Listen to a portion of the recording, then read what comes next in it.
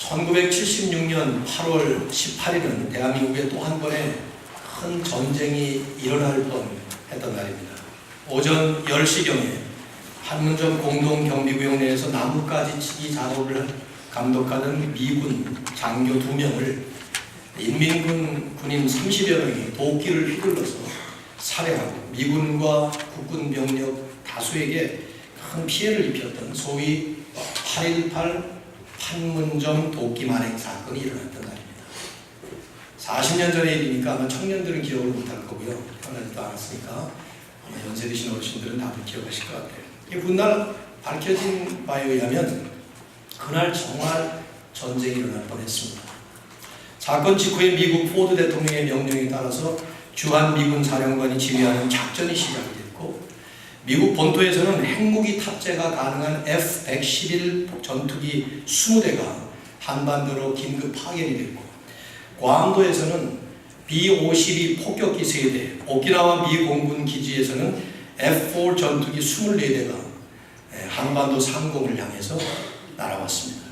65대의 전투기를 탑재한 미 항공모함 미드웨이호가 중부장한 호위함 5척을 거느리고 동해로 북상을 해서 한국 해역 인근에 배치되기까지 하는 긴급한 사태가 발단된 것이죠. 다행히 겁먹은 인민군이 거기 대응을 하지 않고 물러가면서 전쟁으로까지 확대되진 않았지만 그 당시 상황은 흔한 말로 일촉즉발의 전쟁 위기였습니다. 저는 개인적으로 그날을 잊어버리지 못해요. 제가 군복무 시작한 지 만 1년쯤 되던 때고, 전라남도 광주에 공병대에 배치가 돼서 상병 계급장을 달고 군복무에 전념하던 때였습니다.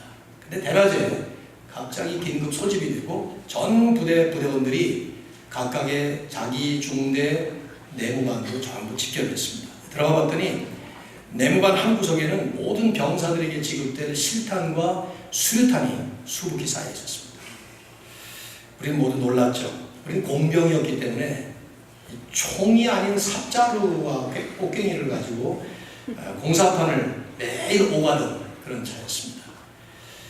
저는 1년 동안에 주로 하는 일이 땅을 파거나 도로를 건설하거나 혹은 여름철 홍수에 수해 입은 그 수해 지역 복구를 위해서 대민 지원을 나가던 그런 차에서 훈련하고 했죠. 논산훈련소에서 총을 쏴보고는 1년 동안 한 번도 만져본 적도 없는 실탄과 수류탄이 내관 한 구석에 수북히 쌓인 걸 보면서 우리 전부가 다 공병대원들이 행여라도 누가 실수해서 저 잘못 안전피 뽑아주면 큰일 나니까 가까이 가지 못하게 하고 한쪽에는 쌓여있고 이쪽에 다 모여 이렇게 앉아있었죠. 내무반 반장인 하사가 들어오더니 큰 소리로 외쳤어요. 지금도 제 귀에 역력해요. 지금 전군에 데프콘 3, 데프콘 3이 발동됐다. 남자분들 군대 갔다 오신 분들은 뭐 이 용어를 기억나시겠습니다만, 이 데프콘이라고 하는 말은 Defense Readiness Condition이라고 해가지고 일종의 그 비전시 상태에서 쓰는 말이지만 이것은 전투 준비 태세라는 말이에요. 1, 2, 3, 4, 5 이렇게 해가지고 일종의 전쟁 대비 단계로 들어간 것이죠. 중대장이 상기된 얼굴로 들어오더니 아주 흥분된 어조와 떨리는 말투로 우리에게 설명을 시작했습니다.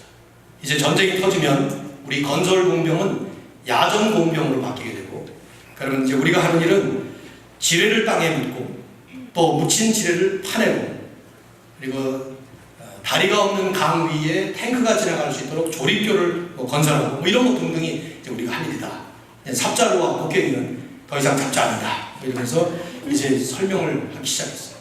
실탄을 어떻게 장전하는지, 총을 한 번도 안 맞아봤으니까 어떻게 조준을 하는지, 수류탄을 어떻게 안전핀을 빼가지고 몇 초 만에 던져야 되는지, 너무 오래 갖고 있으면 여기서 터지고, 그렇다고 너무 빨리 던져버리면 그쪽에서 던져버리면 또 안 되니까, 이런 거 설명을 저 그때 이제 훈련 받은 이후로 처음 이제 받게 된 거죠. 지뢰를 어떻게 파묻고, 파묻힌 지뢰를 또 어떻게 감지하고 어떻게 뭐 이런 기본 상식들. 저는 그때 야, 드디어 전쟁 나는구나, 그런 실감이 들었어요. 중대장 한 말 한마디 한마디를 다 경청하면서 마음의 준비를 단단히 하고 있었죠. 하루 만에 해제되는 바람에 너무 싱겁게 끝나버리긴 했습니다.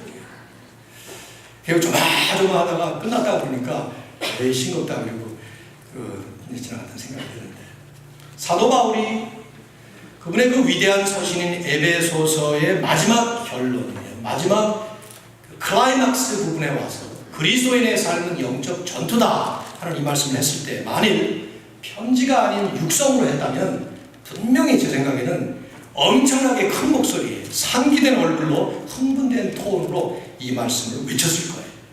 외쳤을 거예요. 마치 전쟁 출동 직전에 놓인 병사들에게 만반의 전투 태세를 갖추도록 지시하는 그 군대 장교처럼 그렇게 외쳤을 겁니다. 너희는 주 안에서와 그 힘의 능력으로 강건하여져라. Be strong in the Lord and in His mighty power. 이게 첫 번째 하신 말씀입니다. 마귀의 간계를 능히 대적하기 위하여 하나님의 전신갑주를 입으라. 왜냐하면 우리의 씨름은 혈과 육을 상대하는 것이 아니라 통치자들과 권세들과 이 어둠의 세상 주관자들과 하늘에 있는 악의 영들을 상대하는 것이다. 그러므로 하나님의 전신갑주를 입으라. 저는 이 본문을 보면서 정확하게 40년 전 그때 그 부대 안의 분위기가 그대로 지금 떠올라요. 전 부대원들이 아주 극도의 긴장감 속에서 진지한 자세로 그 중대장의 말을 한마디 한마디 경청하고 있었던 그 분위기가 생각납니다. 지난주에 우리는 이 영적 전투의 현실을 말씀으로 잠깐 나눴습니다. 우리가 산다는 게 뭐냐? 예수님을 믿은 사람들, 이 자리에 혹시 예수님을 아직 믿지 못하시는 분들이 계시면 조금 다른 얘기입니다. 그 인생의 모습이 약간 달라요.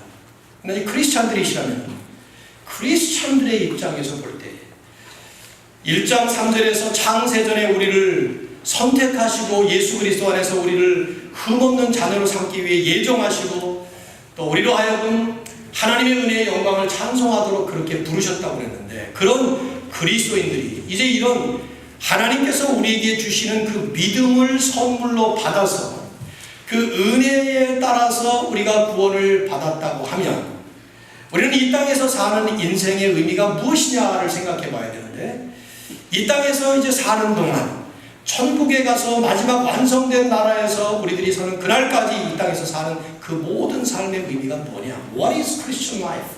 하는 질문을 해봐야 되는데, 바울의 답은 간단해요. 영적 전투다.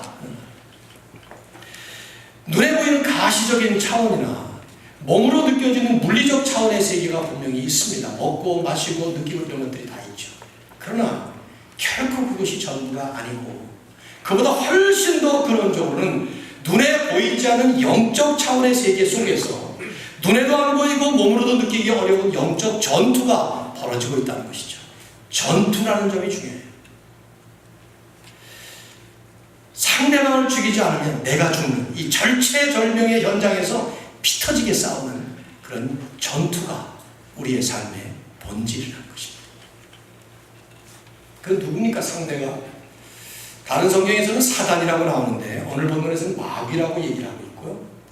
또 그 마귀와 함께 연합한 무리들을 통치자들, 권세들, 어둠의 세상 주관자들, 하늘에 있는 악한 영들, 이게 다 복수들이에요.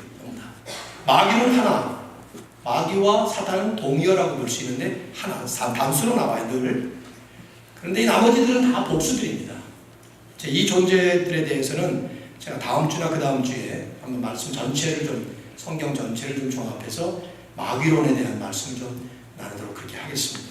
근데 오늘 이제 우선 우리가 좀 유념하게 되는 것은 이들은 눈에 보이지 않는 영적인 존재들이에요. 안 보입니다. 우리 눈에. 엄연히 지금 실존적인 존재지만 눈에 안 보여요. 안 느껴집니다. 또 이들은 악한 존재들입니다. 오늘 본문의 표현을 보면 어둠의 세상 주관자들이에요. 그리고 하늘에 있는 악한 영들입니다. 또 이들은 아주 간교하게 속이는 자들입니다. 마귀의 간계라는 말을 써요. 간교한 계략, 간교한 괴계 이런 말이죠. 꾀를 부려서 속이는 것입니다. 그리스도인들을 끊임없이 속입니다. 그리고 이들은 아주 뛰어난 능력의 소유자들입니다. 통치자들, 권세들, 세상 주관자들 이런 표현들이 보통 그냥 표현들이 아니에요. 아주 강한 힘을 가지고 있는 존재들이라는 것이죠. 자, 이들과 그리스도인들이 어떻게 싸웁니까? 어떻게 해야 이길 수 있습니까? 한마디로 말해서 여러분 혼자 못 이깁니다. 우리들의 능력으로 이길 수 없습니다. 우리 힘으로 당할 수 없는 존재들이에요. 바울이 얘기하는 핵심은 이거예요. 우리 그리스도인들이 이 영적 전투를 승리할 수 있는 유일한 길이 있다면 그건 하나님의 전신갑주를 입어야 된다. 그런 것입니다. 마귀의 관계를 능히 대적하기 위하여 하나님의 전신갑주를 입으라. 이 하나님의 전신갑주. 오늘 설교의 제목으로 제가 삼았습니다. 자, 그게 과연 무엇이냐? 오늘 이 말씀을 이제 같이 나눌 점인데요. 오늘 이 말씀을 보면요, 사도 바울이 이 말씀에 제일 처음에 하는 말씀이 중요합니다. 10절을 보시면 끝으로 하는 말씀은, 이 끝으로라는 말은 지금까지 에베소서 전체를 결론적으로 therefore 하는 말로 이해도 할 수 있지만, 이 헬라의 원어의 뜻은 앞으로 그런 뜻이 담겨져 있어요. 이 말은 영어에 henceforth라는 그 약간 좀 구어 같은 거, 그런 거죠. 이제 내가 결론을 내리는데 그러니까 앞으로 이런 말이에요. 그러니까 결론을 내리면서도 아직도 남은 과제가 있기 때문에 전진해야 되는 그런 얘기를 끝으로라는 말이 담고 있는 뉘앙스거든요. 바울이 첫 번째로 이런 말을, 너희가 주 안에서와 그 힘의 능력으로 강건해져야 된다. 여기 말을 좀 끊어야 돼요. 영어 성경을 보면 be strong in the Lord and in His mighty power, 이런 말을 썼어요. 강해져야 된다 그 말이에요. be strong 해져야 된다. 약하면 안 된다 그 말이죠. 근데 어떻게 강해져요? 우리 힘으로 아니에요. in the Lord, 주 안에서. 우리를 아까 성찬식 하면서 인용했던 요한복음 16장 33절의 말씀처럼 우리가 환난을 당하지만 담대하라, 내가 세상을 이겨노라. 이 세상 마귀가 다스리는 어둠의 주관 모든 것들을 전부 다 우리 주님께서 십자가 위에서 못 박으신 것처럼, 그래서 그때 승리를 선포하신 바로 그 주님이 승리하신 그 승리 속에, 승리하신 주님 안에 우리가 있어야 된다. 그래야 강해진다는 것이죠. 그리고 그의 힘의 능력, mighty power, 아주 놀라운 절대적인 전지전능하신 그 주님의 능력, 그 안에 우리는 든든하게 서 있어야 된다. 그런 말이죠. 사실 이 말씀을 이제 그 다음에 풀이하는 말씀이에요. 그러면서 이제 사도 바울은 하나님의 전신갑주로 우리가 무장을 해야 되는데, 이게 이제 뭐냐 하는 것을 그 다음 14절부터 하나씩 설명을 합니다. 여러분 14절부터 그 이하를 보시면 머릿속으로 이제 그림을 그리셔야 돼요. 어떤 그림이냐면 완전 무장한 로마 병사입니다. 요즘도 이제 군인들이 싸울 때 완전 무장을 하지만 그 요즘하고 2000년 전하고는 본질적으로 다르죠. 요즘은 이게 뭐 보병 싸움이 아니잖아요. 칼이나 창이 아니잖아요. 총을 쓴다 하더라도 주로 요즘은 대포라든지 무슨 뭐 미사일 이런 거니까 완전 무장을 해봐야 사실 이게 별거 아니에요. 근데 옛날에는 이게 하나같이 전부 다 보병 싸움입니다. 그렇죠? 칼, 창, 화살 이런 걸로 싸우니까 이제 그때 그런 싸움에 완전히 대비하고 있는 완전 무장한 로마 병정의 모습이에요. 6가지를 얘기를 합니다. 진리의 허리띠를 띠고, 의의 호심경을 가슴에 붙이고, 평안의 복음의 신을 신고, 군화를 신고, 믿음의 방패를 가지고 구원의 투구를 쓰고, 그 다음에 검, 성령의 검, 말씀을 가지라, 이런 말씀을 해요. 이제 이 하나하나를 좀 설명을 해야 되는데, 이게 무슨 뜻인가? 이 말씀들에 대해서 많은 성경학자들이 아주 상세하게 풀이를 하기도 하고 또 분석하고 설명을 하기도 했습니다. 최근에 가장 깊이 있게 그리고 상당히 방대하게 말씀을 다룬 분이 마틴 로이드 존스 목사님이라고 지난 세기 영국의 위대한 설교가죠.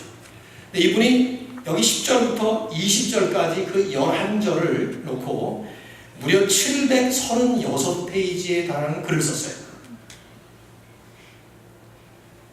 별로 안 놀라시네. 워낙 우리 교회는 공부 많이 하시는 분들이 많아가지고 700, 뭐 대단하냐, 하룻밤에 있지 뭐 이런 같은데 736페이지를 이 11절에 책을 2권을 썼어요. The Christian Warfare, 그리스도인의 전투, 또 Christian Soldier, 그리스도인의 군사 뭐 이런 제목으로 책 2권을 썼어요. 이분보다 훨씬 더 먼저 1655년 17세기에 청교도 목사이며 신학자이셨던 윌리엄 거널이라는 목사님은 그 2배에 해당 1472페이지를 썼습니다. 네, 이제 조금 놀라시네요. 천단위만 보니까. 챕터만 261 챕터, 261 챕터를 11절. 그러니 뭐 하나하나를 분석하고 풀이하고 그런 게 있는데, 저는 참 이분들의 그 노고에 감사를 드리고 싶어요. 제가 읽어보지 못했지만 읽을 엄두도 나지 않습니다만 우리가 그렇게 다 다룰 수는 없지만 사도 바울께서 이 한마디 한마디 이런 분들이 이런 연구할 가치가 있을 만큼 그렇게 설명한 이 표현들을 어느 정도는 좀 우리들이 살펴야 되지 않겠는가 하는 생각이 듭니다. 여러분 이제 그림을 그리실 때는 옛날 그 배너라는 영화 보셨나요? 그 배너 영화의 이 무장한 군인의 모습 또 코바디스 같은 거 그런데 이렇게 무장한 로마 병제의 모습 그 모습을 그리시면 대략 맞을 것 같아요. 자, 하나씩 이제 6가지를 좀 살펴보겠습니다. 간단하게 14절 여러분이 읽으세요. 다 같이 시작. 그런즉 서서 너희 허리띠를 띠고 됐습니다. 첫 번째 진리의 허리띠 The belt of truth. 진리의 허리띠가 뭐냐? 진리라는 말이 성경을 가르치는 것이냐? 아니면은 예수 그리스도를 가리키냐? 아니면은 그냥 좀 추상적으로 정관사가 그 앞에 안 붙어 있기 때문에 헬라어에 보면은 그냥 truthfulness, 어떤 진실함 뭐 이런 걸로 봐야 되냐? 뭐 이런 데 대해서 많은 학자들의 논쟁이 있더라고요. 저도 이제 가지고 있는 주석 한 10권을 이렇게 쭉 보니까 그런 데 대해서 많이 얘기했는데 우리 입장에서는 이건 좀 불필요한 논쟁일 것 같고 어차피 전체 그림을 보셔야 되니까 이것이 이제 가르치고 있는 게 뭐냐 이렇게 보셔야 되는데 로마 경정의 허리띠라는 게 벨트라는 것은 뭐 지금도 그렇습니다만 군복 전체를 중심으로 가운데에서 이렇게 딱 잡아두는 역할을 해요. 뭐 지금 남자들의 허리띠도 그렇지만 우리는 바지 따로 입고 윗돌이 따로 입고 그러니까 허리띠는 또 바지만 붙잡잖아요. 근데 이제 로마 병정들의 허리띠는 위아래를 다 입고 난 다음에 투닉과 바지를 다 입고 난 다음에 허리띠를 그 옆에다 이렇게 하는데 그걸 단단하게 잘 매야만이 이 군대 군사에게는 안정감과 자신감을 주는 것입니다. 그래서 허리띠를 딱 졸라매는 것이 이제 군인으로서 출동하는 그런 준비를 하는 것이죠. 우리말에도 있어요. 보면 허리띠 졸라매라 하는 말 무슨 말입니까? 배가 고플 때 근검절약해라 하는 말도 되지만 어떤 긴박한 상황에서 절박한 어떤 상황에서 급진적인 어떤 행동, 액션을 취할 때 허리띠 졸라매고 뭐 이런 말 쓰잖아요. 영어도 그래요. 타이튼 유어 벨트라는 말을 그래서 쓰는 것인데 진리의 허리띠를 메고 하는 말은 무슨 말이냐? 진리로 우리를 든든하게 세우라는 것이죠. 이게 기본적인 부분이에요. 우리가 결국 예수 그리스도를 믿고 이제 영적인 전투 현장과 같은 삶의 현장에서 살아간다는 것은 진리가 아닌 거짓과 살기로 끊임없이 우리를 오도할 수 있는 우리를 유혹하고 간교한 계략을 통해서 우리를 넘어뜨리려고 하는 그런 그 마귀의 전략에 진리의 허리띠를 질끈 동여매고 그리고 서 있어야 이게 안정감, 자신감을 갖게 되는 것이죠. 뭐 요즘 여러분 보십시오. 얼마나 사이리가 많습니까? 저도 이번에 한국 나가서 그 대학생 선교단체가 인도하는 전국 수련회 강사를 가서 아침 저녁으로 설교를 했는데 그 단체도 최근에 이 극단적 종말론하고 직접 계시 같은 이런 이단들이 들어와서 간사들을 상당히 많은 간사들을 징계 처분을 했더라고요. 한참 지성이 고도로 발달한 그 대학생 나이에 결국은 사단이 이런 식으로 이단 사설을 유포하는 그런 한국에 얼마나 이단이 많은지 몰라요. 미국도 없지 않아 많이 있습니다만 이런 혼탁한 시대 속에 영적 전투의 현장에 투입되는 우리들은 진리의 허리띠를 동여매는 것이죠. 두 번째 14절 다시 보세요. 의의 호심경을 붙이고 호심경이라는 표현을 썼는데 영어로 breastplate, 이 가슴을 막는다, 가슴막이라는 말이죠. 옛날 성경에 뭐라고 번역됐죠? 의의 흉배라고 번역됐어요. 흉배. 그 말이 맞아요. 가슴 흉자, 등 배자를 쓴 것입니다. 왜냐하면 지금 이 호심경이라고 지칭된 이 가슴막이는 가슴과 등을 다 막아주는 거예요. 근데 얼른 생각하면 브레스트플레이트니까 가슴만 막을 것 같지만 존 버니언이 쓴 그 철로 역정 필그림스 프로그레스에 보면은 장차 망할 성, 장망성을 떠나서 하나님 나라로 가는 그리스도인의 삶의 여정을 설명하고 있어요. 이거 존 버니언이 거기에 순례의 길을 참 잘 표현했죠. 많은 영적 전투가 벌어집니다. 그 그리스도인이 분명한 믿음을 가지고 천국을 향해서 가지만 온갖 종류의 우여곡절을 겪고 유혹을 당하고 그럽니다. 근데 Valley of Humiliation이라고 하는 우리말로 한다면은 멸시의 계곡이라고 하는 곳에 도착했을 때 그 아폴리안이라고 하는 아주 사악한 대적자가 등장합니다. 싸우려고. 그때 이제 이 그리스찬이 이걸 싸울까 말까 하면서 뒤로 도망을 갈까 생각을 해요. 그런데 뒤로 도망을 가려고 그러다 보니까 자기 뒤에는 아무것도 없단 말이에요. 등에는. 앞에는 호신경이 있는데 브레스트 플레이트가. 그래서 다시 앞으로 가서 나가는 그런 장면이 나와요. 뭐 생각은 좋지만 사실은 잘 못 그린 그림이에요. 이 로마 병정의 가슴막이는 가슴만 막는 게 아니라 가슴과 등을 다 막아줍니다. 여러분 베로나 코바디스에 보시면은 거기 주인공 메살라가, 베로하고 싸운 메살라가 이걸 입을 때 갑옷 같은 거를 앞뒤로 다 이렇게 입고 그걸 벗죠. 줄을 풀러가지고 그런 거죠. 이게 뭐냐면 우리의 가장 치명적인 부위가 심장, 또 폐, 그리고 복부입니다. 간이 있고 위가 있는. 근데 이것을 가슴부터 시작해서 이 복부까지 쫙 가리는 거예요. 뒤도 마찬가지죠. 창을 찌르거나 칼을 찔러도 이게 들어가지 못하도록 그런 것이 이게 흉배예요. 어떤 흉배냐? 의의 흉배라는 거예요. 의의 흉배. breastplate of righteousness. 이게 무슨 말입니까? 복음의 가장 기초 진리가 뭡니까? 그것은 우리가 예수님 때문에 의인이 됐다는 것이죠. 이게 칭의의 기본 교리예요. 하나님께서 더 이상 우리를 죄인으로 얘기하지 않으세요. 우리가 하나님 앞에 설 때 우리는 지금도 우리가 지금 어제도 죄를 짓고 지난주에도 죄를 지었다 하더라도 하나님이 우리를 보실 때는 우리를 죄인으로 안 보신다는 거예요. 누구 때문에? 예수님 때문에. 예수님께서 우리에게 베푸신 십자가의 그 은혜 때문에 그 예수님을 믿는 믿음을 선물로 받은 사람들은 더 이상 우리는 죄를 지어도 죄인으로 취급받지 않는, 이거 잘 들으셔야 돼요, 여러분. 죄를 지어도 죄인으로 취급받지 않는 칭의의 축복을 받은 것입니다. 의의 축복을 받은 거예요. 하나님은 우리를 더 이상 정죄하지 않아요. 바울은 그 말씀을 로마서 8장 1절에서 아주 명백하게 선포합니다. 이제 그리스도 예수 안에 있는 자에게는 결코 뭐가 없어요? 정죄함이 없다. There is no condemnation. 그리스도 예수 안에 있는 그리스도인들에게는 절대로 정죄함이 없어요. 왜? 이런 그리스도 예수 안에 있는 생명의 성령의 법이 죄와 사망의 법에서 너를 해방하였기 때문이다. 이제는 해방된 거예요. 하나님이 우리를 보실 때 더 이상 죄인으로 보지 아니하시고 의인으로 보시는 이런 의의 축복이 우리에게 있는 것이죠. 그런데 사단은 우리가 영적인 전투를 살아나가는 이 삶의 현장에서 끊임없이 우리에게 죄의 책을 불러일으킵니다. 그리고 이 죄의 자리로 우리를 끌어내립니다. 과거에 지었던 죄 생각나게 해요. 너 과거에 이런 죄 지었잖아. 그거 다 어떻게 됐어요, 여러분? 예수님이 십자가에서 용서하셨죠. 근데 사단은 자꾸만 끄집어내는 거예요. 너 지금 하고 있는 몰골을 봐라. 아직도 죄인의 모습 아니냐? 그거 가지고 자꾸만 우리를 괴롭힙니다. 앞으로 미래에 네가 자신이 있어? 자신 있는 사람 누가 있어요? 죄 안 질 자신 있는 사람 아무도 없죠. 과거의 죄, 현재의 모습, 미래의 뒤에까지 들먹거리면서 사단은 끊임없이 우리를 공격해요. 하지만 그 사단이 과거의 죄로 우리의 심장을 찌르려고 해도, 현재 지금 돌아가는 우리의 죄 모습을 보면서 우리의 폐를 찌르려고 해도, 미래에 우리에게 자신 없는 그런 모습을 가지고 우리를 복부를 찌르려고 해도 의의 흉배를 든든하게 입은 사람, 우리는 의인이다. 예수 그리스도를 통해서 하나님이 우리를 의인으로 보신다 하는 그 의의 흉배를 가진 사람은 그런 전투에서 든든히 서게 되는 것이죠. 여러분, 이게 얼마나 중요한지 우리 다 아시잖아요. 우리는 예배 드릴 때마다 언제나 지난 일주일 동안 혹은 예배 드리기 전까지 지었던 죄를 참회하는 참회 기도를 드립니다. 그래서 하나님 앞에 나와서 하나님 잘못했습니다. 이런 죄를 지었습니다. 오늘도 또 그리스도의 십자가의 보혈을 용서하여 주옵소서. 그렇게 합니다. 그건 우리의 도리예요.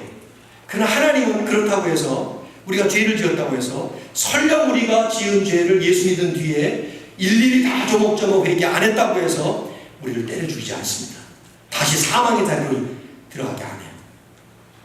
부모님들 계시죠, 여기. 조부모님들도 계시고, 여러분들 자녀 어떻게 키우셨어요? 자녀들 키울 때 자녀들이 잘못하고 죄를 지으면 그 자리에서 망치는 머리통을 까버리고 그냥 죽여버립니까? 내가 심하게 얘기를 했죠. 그래요? 그런 사람이 있어요? 너는 우리 애들 3명을 키우면서 잘못을 했어도 한 번도 이 자식 죽여버려야지. 그래가지고 죽인 적 한 번도 없어요. 좋은 아빠. 죽을 죄를 지었어도 우리 아들, 죽을 죄 지은 적도 없어요. 근데 죽을 죄를 지었어도 우리 딸, 절대로 호적에서 파버리지 않아요. 내 아들이고 내 딸들이에요. 그러나 그 아이들의 도리는 잘못을 했을 때는 아버지, 제가 이런 잘못을 했어요. 그렇게 나한테 와서 고백하고 사죄를 하는 것이, 구하는 것이 도리예요. 그것이. 그러면 어떻게 해요? 여러분들, 그러냐? 그래, 용서해 주마. 걔가 그냥 말로만 안 될 것 같으면 한 2대는 맞아야지. 죽지 않죠? 2대 때린다고 맞습니까? 한 2대 맞고 사랑의 매 때려주고 그래서 성장하는 거예요. 점점 더. 하나님도 똑같아요. 그것이 우리가 예수 믿은 다음에 하나님의 자녀가 되는 거예요. 하나님의 호적에 들어가는 거예요. 하나님이 우리가 잘못할 때마다 호적에서 팔아가지고 우리를 다시 사단의 권세에게 넘겨드리냐? 절대로 그러지 않아요. 인간은 우리도 그러지 않는데 하나님은 절대로 안 그러시죠. 마음을 아프시죠? 우리가 죄를 지으면. 그때마다 우리가 하나님 내가 또 잘못을 했네요. 죄를 또 지었습니다. 그때 하나님은 그러냐? 용서해 주마. 또 용서해 주고 이미 용서했다. 그러시고 그 아들과 하나님 아버지와 자녀 관계를 절대로 하나님은 파괴하시는 법이 없어요. 왜 그렇습니까? 성령으로 인쳐버리셨고 성령으로 보증하고 계시기 때문에. 이게 에베소서에서 바울이 한 말씀입니다. 중요한 건 그런 그 의로움의 흉배를 든든하게 우리가 가슴에 붙이고 사는 것이죠. 여기에 큰 밸런스가 필요하죠. 하나님께서 우리를 그렇게 부르셨다는 것에 대한 감사 때문에 점점 더 우리의 죄는 줄어듭니다. 사단은 끊임없이, 제가 볼 때는 사단이 정적 전투에서 우리를 넘어뜨리려 하는 가장 최고의 전력이 죄책이에요. 죄책. 끊임없이 우리를 죄책으로 몰아갑니다. 자, 세 번째부터 그냥 지나가야 될 것 같은데요. 15절 보세요.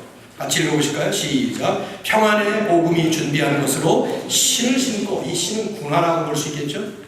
평안의 복음, the gospel of peace. 군화라고 하는 것은 뭐 예나 지금이나 장기 전투에 임하는 군인들로서는 절대적인 것입니다.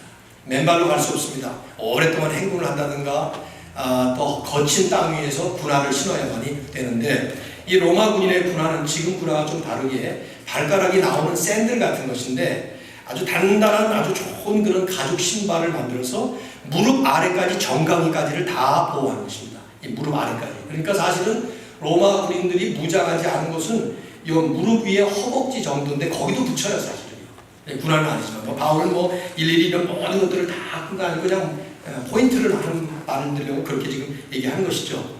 아무튼 이 군화를 신어야 든든히 갈 수가 있는데, 군인이 군화를 신고 든든하게 서 있는 것처럼 영적인 그리스도의 군사들도 마찬가지로 평안의 복음의 군화를 신는 거예요.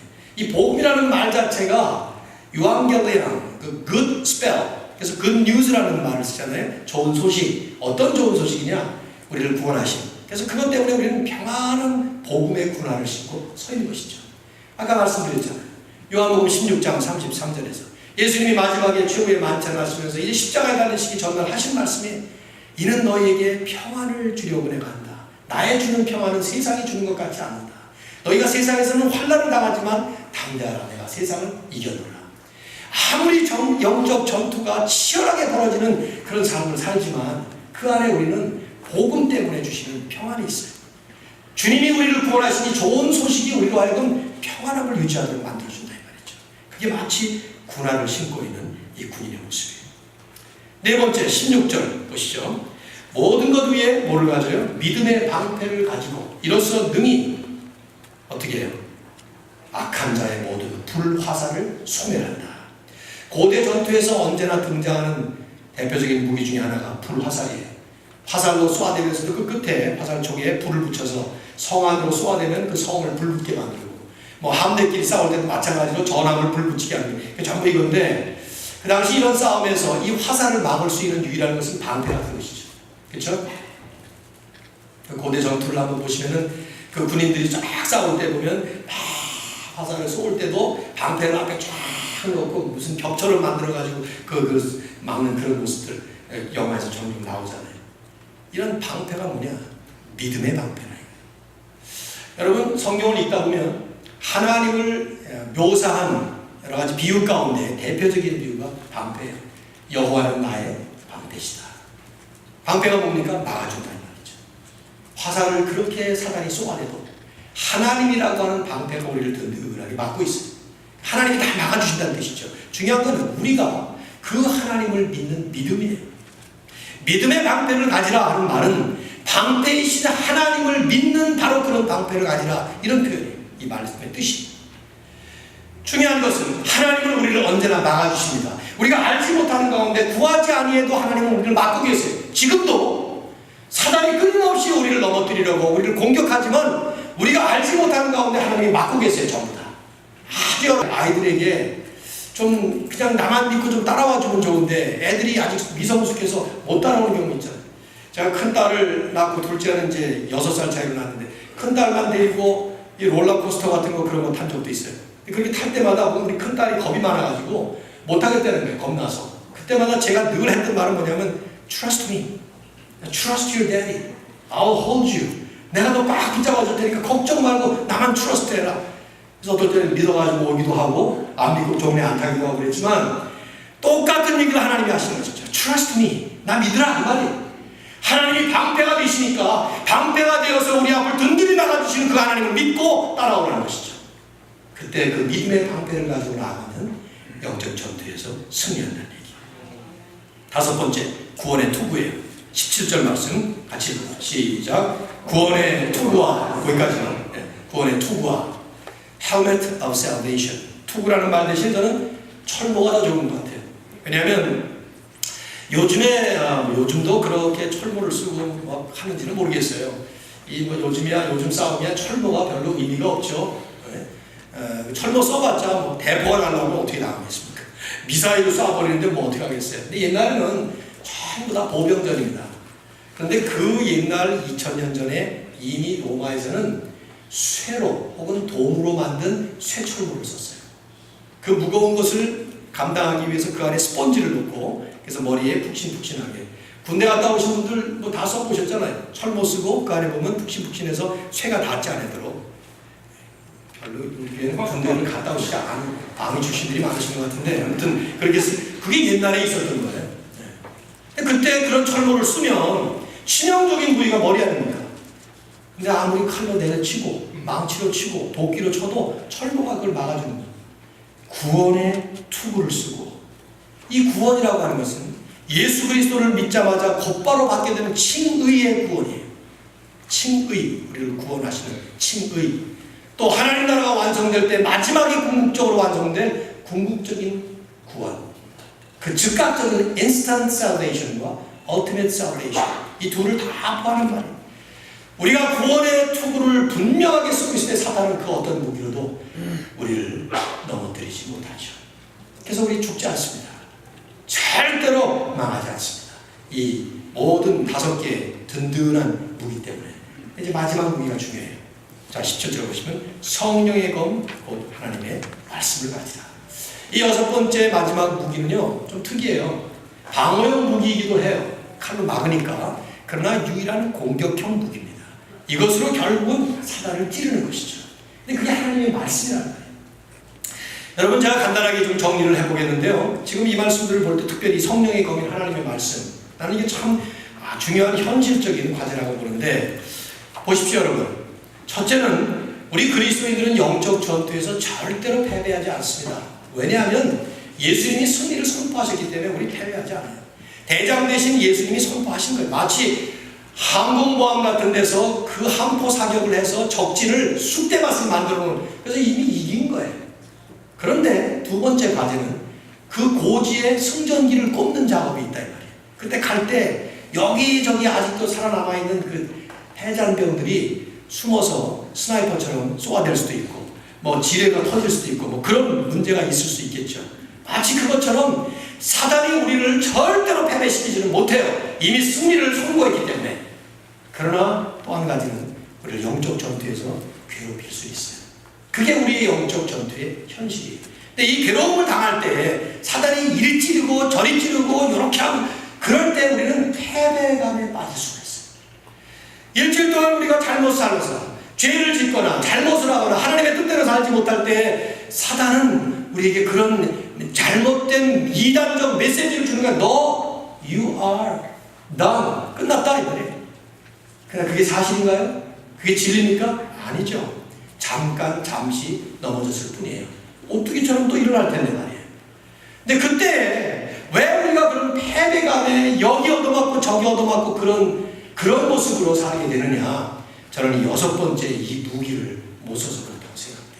성령의 검, 하나님의 말씀을 가져서 그걸 휘둘러야 이 공격형 무기를 써야 이길 수가 있는데 든든하게 방어용 무기는 다 갖춰졌어요. 진리의 허리띠를 띠고 뭐 평안의 복음의 신을 신고 머리에 구원의 투구를 쓰고 의의 흉배를 붙이고 뭐 이런 거 방패를 가지고 다 있지만 계속 얻어맞으니까, 그러니까 교회 오게 되면 일주일 동안 지난 다음에 어떤 사람은 머리가 터져가지고 여기다 붕대를 메고, 어떤 사람은 뭐 다리가 부러져가지고 여기 기부술을 하고 막 이런 모습으로 온통 모습, 교회는 그냥 종합병원이 되어버려요. 좀 실감나지 않아요, 이런 얘기가? 교회를 찾아올 때 지난 일주일 동안의 영적 전투 현장에서 싸워서 승리를 하고 그 승리의 감격으로 막 간증이 나오고 터지는 함성 소리와 함께 막 신나게 다시 한번 뭐 아까 불렀던 찬송처럼 말이죠. 나가세 나가세 뭐 예수 그리스도를 그 나가세 이래야 되는데 쭉 처진 폐잔병처럼 되어가는 우리들의 모습, 누구를 막론하고. 그래서 교회는 계속 종합병원으로 바뀝니다.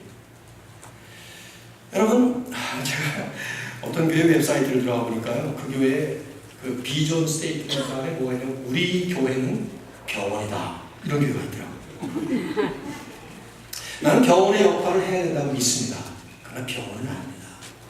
항공모함 안에는, 허드슨 강가에 가면 항공모함이 있어요. 항공모함 안에는 의무실이 있습니다. 수술까지도 한답니다. 군의관만 있으면. 시설도 웬만큼 있답니다. 그러나 그것은 병원이 아닙니다. 어디까지나 전함입니다. 항공모함입니다. 군대예요.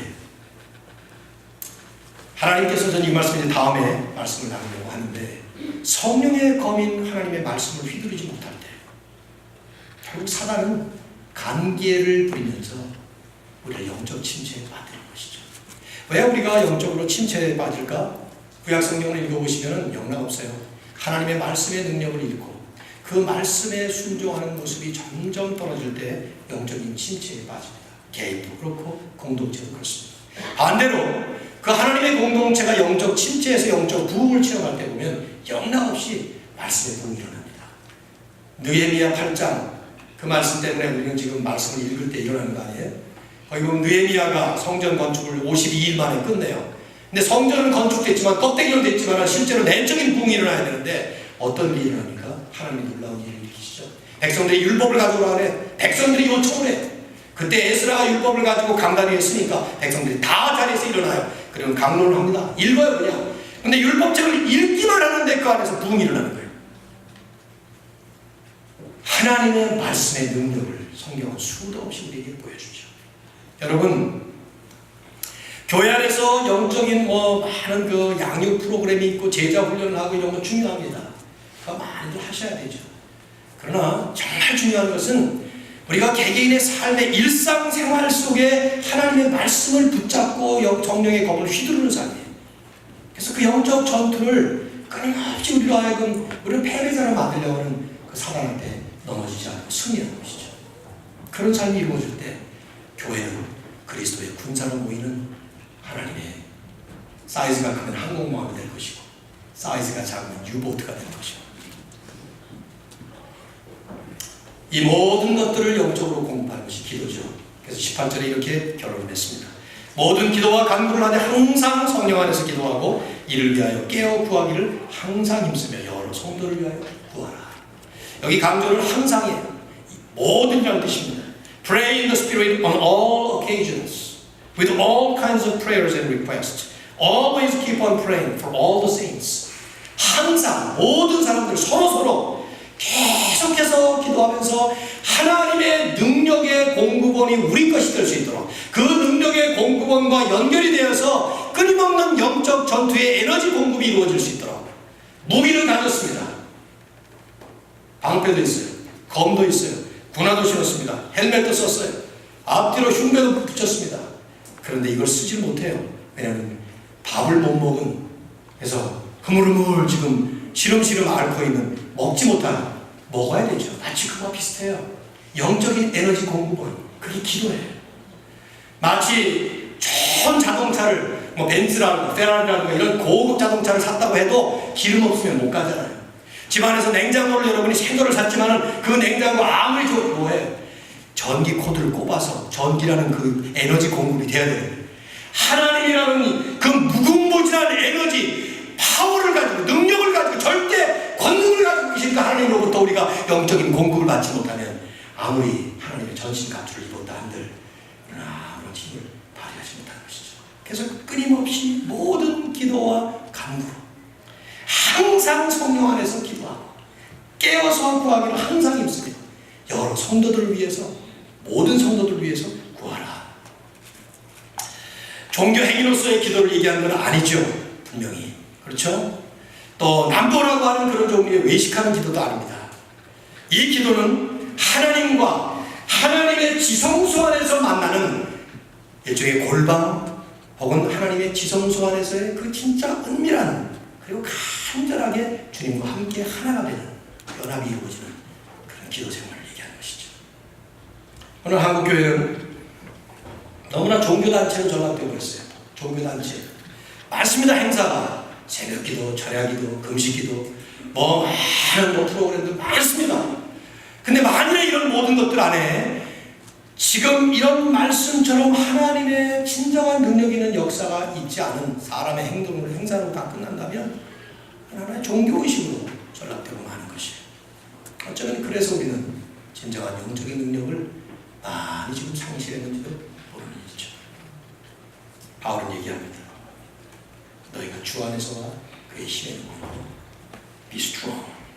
든든하게 서라. 여러분 말씀을 했습니다. 예수님이 우리에게 승리를 안겨주셨어요. 이미 믿습니까? 주님이 이미 승리하셨어요. 우리는 그 승리한 싸움에 승전기 꼽는 건데 그 승전기 꼽으러 가는 동안에 끊임없이 사단이 우리를 괴롭히는 거예요. 끊임없이 이리 찌르고 저리 찌르고. 하지만 우리 절대로 죽지 않아요. 절대로 사망 권세가 우리를 다스리지 못합니다. 중요한 것은 우리의 이 싸움을 하나님이 보고 계신다는 거예요. 욥기는 전형적으로 이것을 보여준 사건이죠. 여러분이 욥기를 이해하실 때 욥은 그냥 고통에서 승리한 사람이다. 이렇게 고통의 문제를 다룬 성경이라고 본다면 성경을 잘못 보신 거예요. 고통의 문제는 욥이 당했던 사건이고 또 그 본문 성경 욥기라는 성경 속에서 다루었던 이슈이긴 하지만 그 욥기의 핵심은 고통의 문제가 아니에요. 그것은 그 고통이라고 하는 영적 전투 현장에서 어떻게 욥이 하나님께 영광을 돌려드렸는가 하는 것을 보여주는 거예요. 욥은 처음부터 끝까지 자기에게 무슨 일이 일어났는지 전혀 모릅니다. 왜 어느 날 갑자기 10명의 아이들이 다 죽어야 했는지, 왜 자기가 그렇게 고대 타이쿤과 같이 엄청난 거부였는데 재산이 하루아침에 몽땅 다 날아가 버려야 되는지, 또 자기 몸에 머리에서 발끝까지 그렇게 전부 악창이라야만 하는지, 거기다가 친구들이 찾아와서 끊임없이 정죄를 하죠. 이래서 그래, 이렇게만 하면 회개하면 돼, 이런 식으로 끊임없이 사단에 정죄하는 것처럼 말이죠. 근데 욥은 끝까지 몰라요. 왜 자기에게 그런 일이 일어났는지. 1장과 2장을 보시면 하나님이 거기에 배경을 설명하시죠. 어떤 일이 일어났어요? 하늘에서 하나님이 사단에게 허락을 하신 거예요. 어느 날 사단이 온 세상을 돌아다니다가 하나님 앞에 왔어요. 그때 하나님이 자랑을 하셨습니다. 그 말은 언제나 사단이 하나님 앞에 나간다는 뜻은 아닙니다. 그건 비유적으로 봐야 되는데 어쨌든 동방의 저 의인을 보았느냐 자랑을 하니까 하나님 자랑스럽습니까? 사단이 한번 쳐보십시오. 그래도 하나님을 찬양하겠는가? 그래서 해봐 네가. 건드리지 말고 욥은. 그래서 첫 번째는 재산과 자기 자녀들을 다 죽이지 않았어요? 또다시 와서 사단이 욥 자신을 한번 쳐보셔야 되지 않겠습니까? 쳐봐. 죽이지만 말고. 욥의 생명을 건드리지 못하고 하나님이 허락하시는 범위 내에서만 사단을 활용하는 거예요. 활동하는 거예요. 그래서 욥에게 괴로움을 안겨줍니다. 욥은 그걸 몰라요. 끝까지 모릅니다. 그러나 모르는 가운데서도 신실하게 욥은 하나님께 범죄하지 않고 결국 마지막에 하나님께 영광을 돌려드린 것이죠. 여러분과 제가 살고 있는 이 삶의 현장은 마치 욥기가 보여주는 것처럼 우리의 그 삶이라고 하는 이 작은 영적 전투의 드라마가 하나님 역사의 대화 드라마 속에 한편으로 지금 장식되고 있다는 것입니다. 이건 엄청난 일이에요. 필립 얀시가 The Bible Jesus Read라고 하는 책 속에서 우리는 우주적 의미를 가진 영적 전투 현장에 투입된 보병들이다 라고 말했던 것처럼 우주적인 의미, cosmic significance, 그런 우주적 의미를 가진 영적 전투 현장에 창과 칼을 들고 싸우는 보병들과 같다. 그 영적 전투의 삶을 통해 하나님은 사단 앞에서 자랑도 하시고 시원한 그 기쁨을 가지고 하나님께서 영광을 나타내시고 하는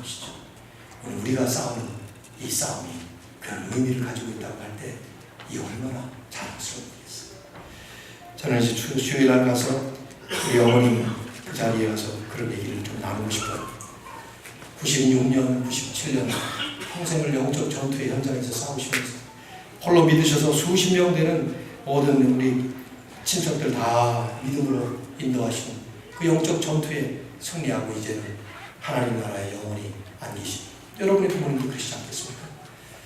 이런 믿음의 선조들을 우리가 바라보면서 우리 하나님 앞에 우리의 갈걸음도 영적 전투에 힘있는 승리를 선포하기 주의 이름으로 축원합니다.